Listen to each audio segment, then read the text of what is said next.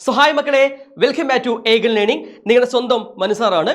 നോക്കടാ, ഇന്ന് ഞാൻ പറയാൻ പോകുന്നത് സയൻസിനെ കുറിച്ചാണ്. സയൻസ് എന്ന് കേൾക്കുമ്പോൾ നിങ്ങളുടെ മനസ്സിലേക്ക് ഓടിയെത്തുന്ന കുറേ കാര്യങ്ങളുണ്ട് അല്ലേ? കെമിസ്ട്രി, ബയോളജി, ഫിസിക്സ് ഇവരെല്ലാം കൂടി ഒരുമിച്ചാണ് സയൻസ് ആയിട്ട് മാറുന്നത്. ഈ വർഷം 8ാം ക്ലാസ്സിൽ നിങ്ങൾക്ക് സയൻസിൽ ഒരുപാട് കാര്യങ്ങൾ പഠിക്കാനുണ്ട്.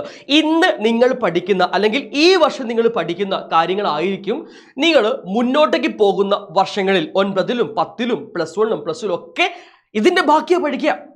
അപ്പോൾ 8ാം ക്ലാസ്സിലെ സയൻസ് വളരെയധികം പ്രധാനപ്പെട്ടതാണ്. അപ്പോൾ ഇനി ഞാൻ പറയാൻ പോകുന്ന കാര്യങ്ങൾ നിങ്ങൾ മസ്റ്റായിട്ട് മനസ്സിലാക്കി വെച്ചാൽ മതിയാവുള്ളൂ.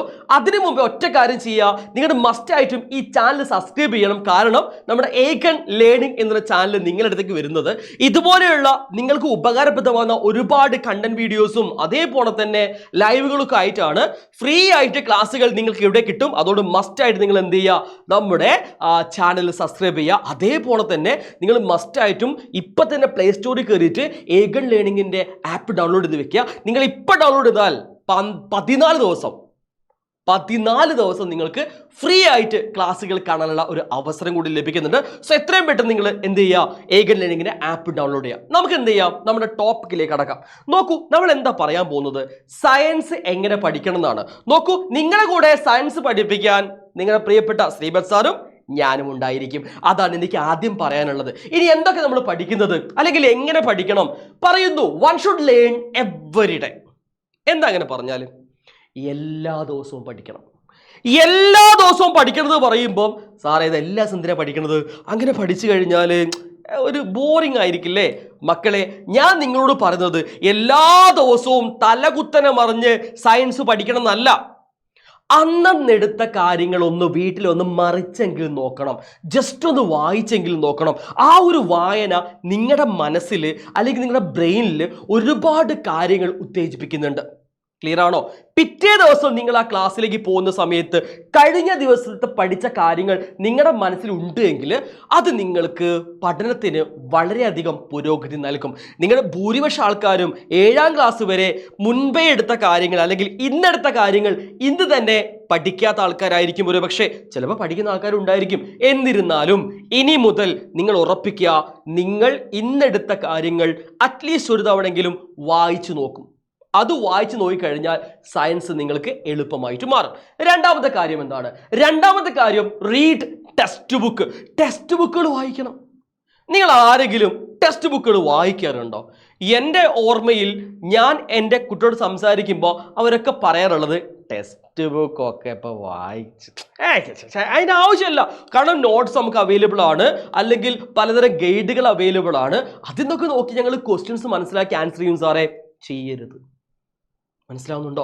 നിങ്ങളുടെ മസ്റ്റായിട്ടും അന്നെടുത്ത ഭാഗവുമായി ബന്ധപ്പെട്ട ടെക്സ്റ്റ് ബുക്ക് ആക്ടിവിറ്റീസും ആ ഒരു കാര്യങ്ങളൊക്കെ നിങ്ങൾ ഉറപ്പായിട്ടും ഒരു തവണയെങ്കിലും വായിച്ചിട്ടുണ്ടായിരിക്കണം. നിങ്ങൾക്ക് നിങ്ങളുടെ ടെക്സ്റ്റ് ബുക്ക് സുപരിചിതമായിരിക്കണം.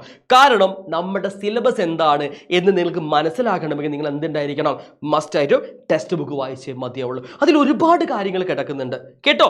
നിങ്ങൾക്ക് ആ സബ്ജക്റ്റിനോട് ഇഷ്ടമുണ്ടാവാനും അതേപോലെ തന്നെ കൂടുതൽ മനസ്സിലാക്കാനും എന്ത് സഹായിക്കും, ടെക്സ്റ്റ് ബുക്ക് റീഡിങ് ഉറപ്പായിട്ടും സഹായിക്കും. ക്ലിയർ ആണ്?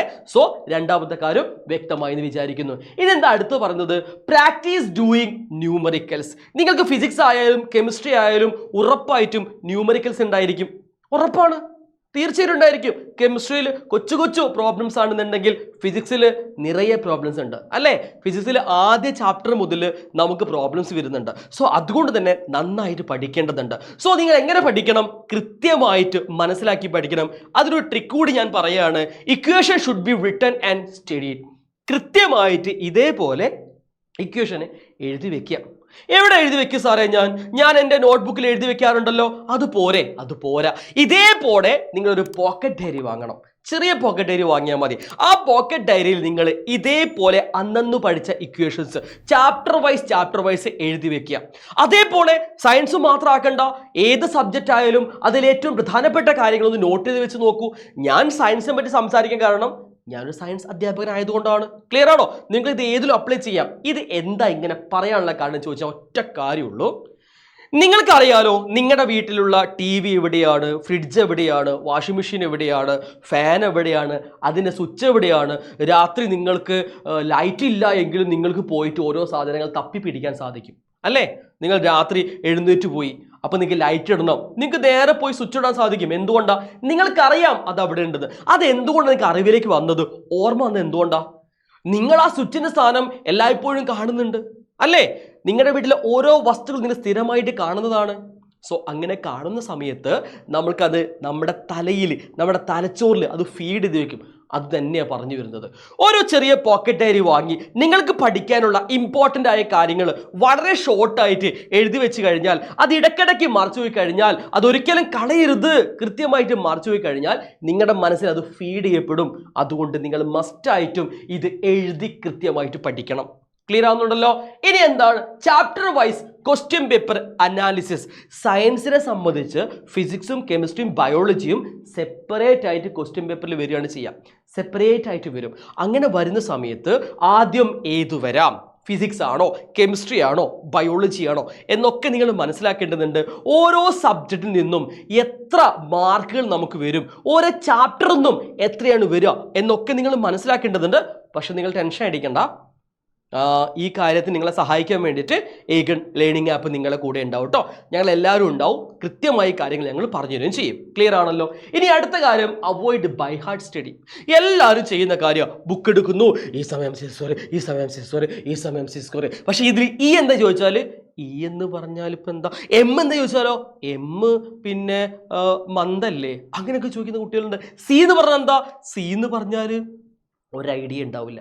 കാർബണിൻ്റെ സിമ്പലൊക്കെ പറഞ്ഞാലും സി ഐഡിയ കിട്ടിയോ, അങ്ങനെയൊന്നും പറയാൻ പാടില്ല. നമ്മളൊരു കാര്യം പഠിക്കുമ്പോൾ അത് ബൈ ഹാർട്ട് അല്ല പഠിക്കേണ്ടത്, ബൈ ഔട്ട് ബ്രെയിൻ. നിങ്ങൾ ബൈ ഹാർട്ട് പഠിച്ചോ കുഴപ്പമില്ല, പക്ഷേ അത് ആരെ അറിവോട് കൂടിയായിരിക്കണം, നമ്മുടെ ബ്രെയിനിൻ്റെ അറിവോട് കൂടിയായിരിക്കണം നമ്മൾ പഠിക്കേണ്ടത്. സോ നിങ്ങൾ പരമാവധി ബൈ ഹാർട്ട് ഒഴിവാക്കുക. എന്നിട്ട് എന്ത് ചെയ്യുക, ബ്രെയിനിൻ്റെ സഹായത്തോടു കൂടി എന്ത് ചെയ്യുക, അത് ബൈ ഹാർട്ട് ചെയ്യുക. നിങ്ങൾ എപ്പോൾ ചോദിച്ചാലും, ഏത് നട്ടപ്പാതിരിക്ക് ചോദിച്ചാലും നിങ്ങൾക്ക് അത് പറയാൻ പറ്റുന്ന രീതിയിലായിരിക്കും നിങ്ങൾ എന്ത് ചെയ്യേണ്ടത്, കാര്യങ്ങൾ മനസ്സിലാക്കി പഠിക്കേണ്ടത്. അപ്പം ഞാൻ പറഞ്ഞത് ബൈ ഹാർട്ട് സ്റ്റഡി അല്ല നിങ്ങൾക്ക് വേണ്ടത്, മനസ്സിലാക്കി മെമ്മറൈസ് ചെയ്യണം കേട്ടോ. സോ ആ രീതിയിലേക്ക് മാറണം. ഇനി എനിക്ക് പറഞ്ഞ ഒറ്റ കാര്യമുള്ളൂ, പ്രാക്ടിക്കൽ അപ്രോച്ച് ഉണ്ടായിരിക്കണം. ഇതെന്താ എങ്ങനെ പറഞ്ഞാൽ, നിങ്ങളുടെ ടെക്സ്റ്റ് ബുക്ക് നിങ്ങൾ നൂർത്തി നോക്കിയാൽ മനസ്സിലാവും, അതിൽ ഒരുപാട് പ്രാക്ടിക്കൽസ് ഉണ്ടായിരിക്കും, ഒരുപാട് ആക്ടിവിറ്റികൾ ഉണ്ടായിരിക്കും.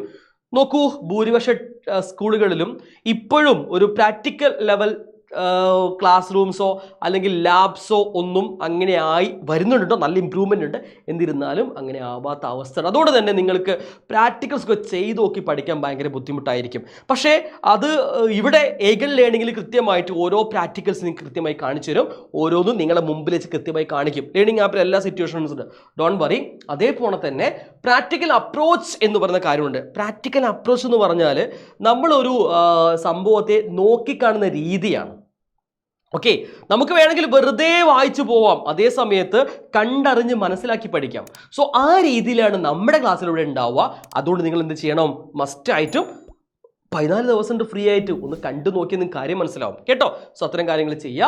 സോ നമ്മൾ പഠിക്കാൻ പോകുന്നത് സയൻസിനെ കുറിച്ചാണ്. സയൻസിലെ ഓരോ കാര്യങ്ങളും വളരെ വൃത്തിയായി വ്യക്തമായി പഠിക്കേണ്ടതുണ്ട്. അതിനുള്ള ഫുൾ സപ്പോർട്ടുമായിട്ട് ഏഗൺ ലേണിംഗ് ആപ്പ് നിങ്ങളെ കൂടെ ഉണ്ടായിരിക്കും. ഞാൻ വീണ്ടും പറയുന്നു, താഴെ കൂടെ സ്ക്രോളിങ്ങിന് പോകുന്നുണ്ടായിരിക്കും.